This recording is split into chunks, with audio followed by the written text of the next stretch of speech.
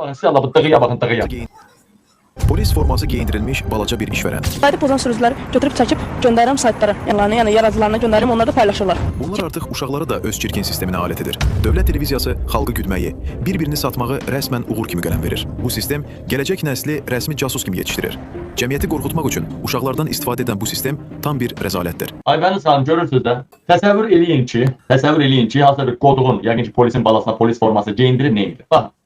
Avropada, millət, Avropada uşağım bax, mənim uşağım bağçada oxuyub. Avropada mənim uşağım ibtidai sinifdə oxuyub. Avropada mənim uşağım ibtidai olmayan o məktəblərdə oxuyub. Avropada mənim uşağım ali məktəbdə oxuyub. İndi bax, Avropada bağçada polislər dərs keçir. Bir dəfə mən uşaq məndə durmurdu, çox qapalı şəraitdə böyümüş uşaq. Polisdən dedim, orada vərdiş eləmişəm də, anası belədi. Polis görər belə eləməcinən, bağçada ağlamacinən. Dedi, yox, polisdən qorxmaq olmaz. Polisdən uşaq qorxmaq olmaz. Baxın, bağçada polislər dərs keçir. Polislər uşaqların belində hərləyir. Orta məktəbdə polislər dərs keçir. Bütün ibtidai sinifdə polislər, inanın Allaha, bax, nizam intizamdan, velosiped sürməkdən, qanunlardan, hər şeydən, elə gözəl oynayırlar uşaqlarla gəlib polislər. O da bir dərsdir. Amma bizdə polislər dərs keçir, necə bilirsiniz? Məsələn, mən də Azərbaycanda müəllim olmuşam da. Siniflərə aparırlar polis şöbəsinə.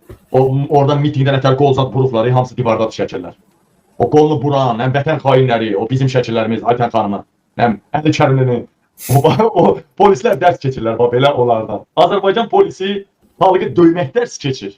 Alman polisi isə sosiallaşma, sivilizasiya, bir velosiped dərs keçib, velosiped əhliyyəti verir, pravası verir. Allah lənət eləsin, Aybəniz xanım. Bunların dərdi bizi çürüdəcək. Gəl burada bir... Yox, mən bayaq nə dedim? İlham Əliyev ya günü qalandı, ya da qulaqları tıxanıbdı. İlham Əliyev ya günü qalındı, ya da qulaqları tıxanıbdı.